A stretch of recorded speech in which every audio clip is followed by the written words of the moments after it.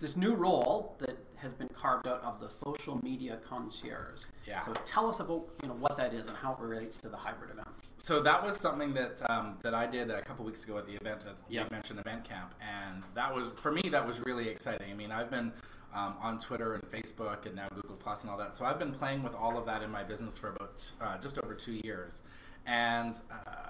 so at Event Camp, what my role was originally, it was just sort of, I was going to be doing a session on Twitter, and what I would be doing is I would be doing very similar to what @JordanBean is doing right now, is monitoring the Twitter stream as people are watching and they ask questions, and then I would be responding, or sometimes, when your keynote speaker is on the stage and they say something really poignant, like no drunk tweeting, and then I would tweet that out there and put it out there. But so that was the original role that I was going to play, and then Tahira Creates and I were talking, and it was sort of like, why don't we instead do a much more involved over the course of the entire 2.5 days? And so really what that so the social media concierge was really just a blend of traditional concierge duties, which was the Wi-Fi password is Vancouver, so the washrooms are located on the 2nd floor, I mean, just your basic kind of, informational things that people would be asking. And then the social media aspect of it was because I was literally following, I had my iPad set up here and I was following what people were saying about what was happening, asking questions, and then so I was actually given a mic, so I was actually 24/7 during the conference able to sort of cut in and just sort of say like, excuse me, Glenn, I've got a question, and I would say the person's name,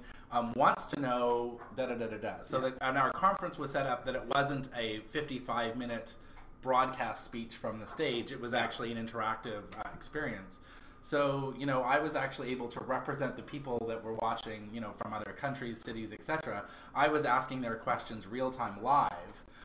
or I would amalgamate a lot of conversations that had happened and sort of repeat that back to the room. For example, our host, Glenn Thayer, would be talking about he would be talking about a topic, and he would say, so like, does anybody have any thoughts or feelings? And I would say, well, actually, Glenn, just from the Twitter world here, we've had quite a few people just comment on how, what you're saying is resonating and stuff like that. Kiki Italia was talking about, personal branding and stuff like that. So I was looking at the questions that people were asking, and of course, Kiki can't see those being tweeted because she's on stage, so I would ask those questions on their behalf, and then I would also let them know that okay, the live stream is we're shutting down, we're doing a quick 15-minute break, but we'll be back, and so that was kind of what was happening. And then the other piece that I did was, and this is where I got a little confusing because it was a pretty active weekend. As people were asking questions, I actually was building a Twitter list of everyone who was involved. So whether you were in the room or whether you were watching virtually, I was connecting everyone together through a Twitter list that I just called Event Camp Vancouver. So anytime someone tweeted using the hashtag that we used, which was ECV11, anytime they used that, I was pulling that into the Twitter list so that anyone in the room could then connect up at their own leisure at a future date with everybody else who'd been involved. So social media concierge, basically doing the basic concierge duties as well as all the Twitter social media. We could have done a Google Hangout, but